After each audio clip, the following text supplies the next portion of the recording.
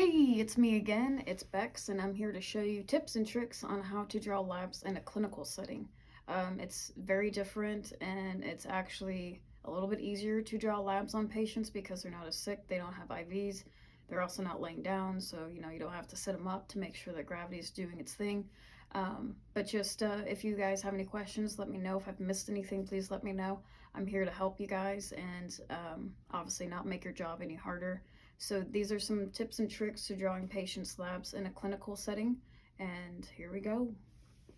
Okay, so usually when I draw a patient's lab in the clinic, they're obviously coherent, they're not usually pretty sick.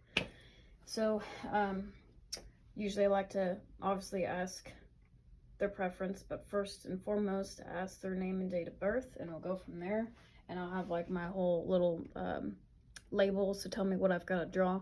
So for instance, I'm going to draw testosterone, a C-peptide, kidney function, and A1C. So I'll just sanitize, do my thing here. And if some of these patients tend to be a little bit nervous, which they sometimes will let you know, I just kind of like to start out the conversation if they have any exciting plans going on after that. And usually I can get the conversation going in regards to that, kind of keep their mind off things. A lot of patients are cool with it. They don't need to talk to me, but there are some patients that do need to talk to me, and I need to talk to them, just keep their mind off.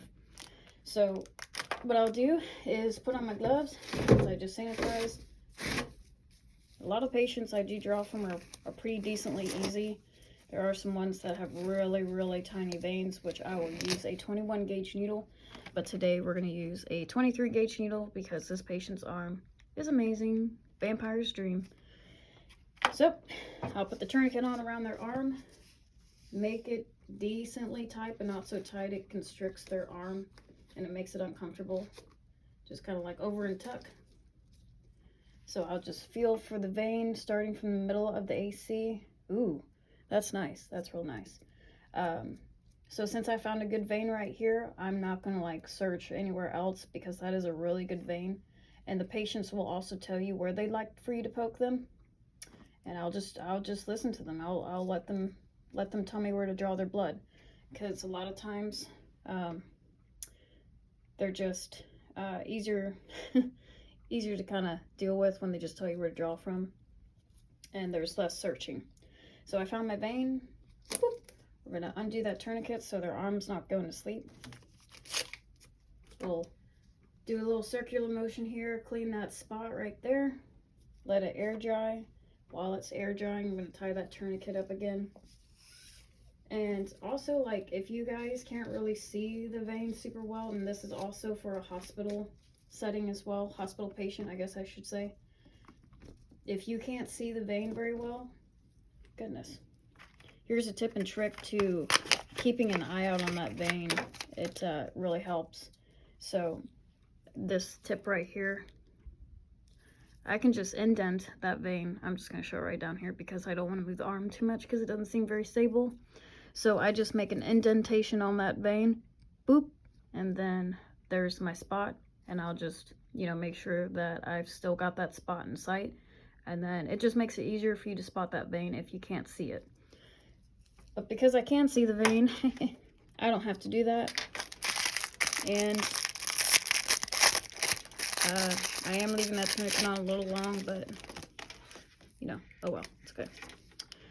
So when going in the patient's vein, you don't want to go super slow because it will push the vein out. And sometimes if, you're going slow, it's causing pain for the patient, which then will make them tense up, will then also make your vein disappear.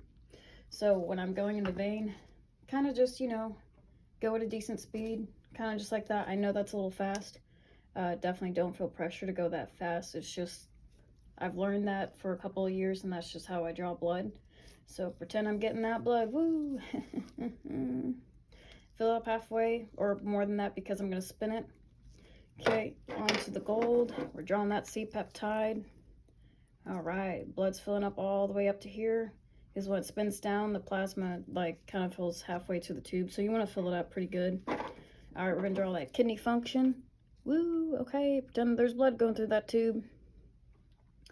All right, we fill it up. We're inverting it. Sorry, we're inverting it first before it fills up. 6 to 8 times. Good deal. Then we're on to our A1C.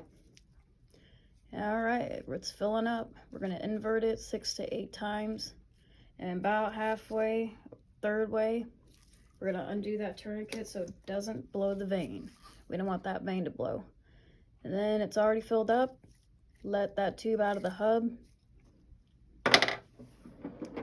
Uh-oh, forgot my gauze. Pretend I did not forget my gauze. Then we're going to cover that needle and whoop. All right. Now we're going to put that Coban up around their arm. Don't make it super, super tight, you know, make it decent, but not so tight that it's constricting the blood flow.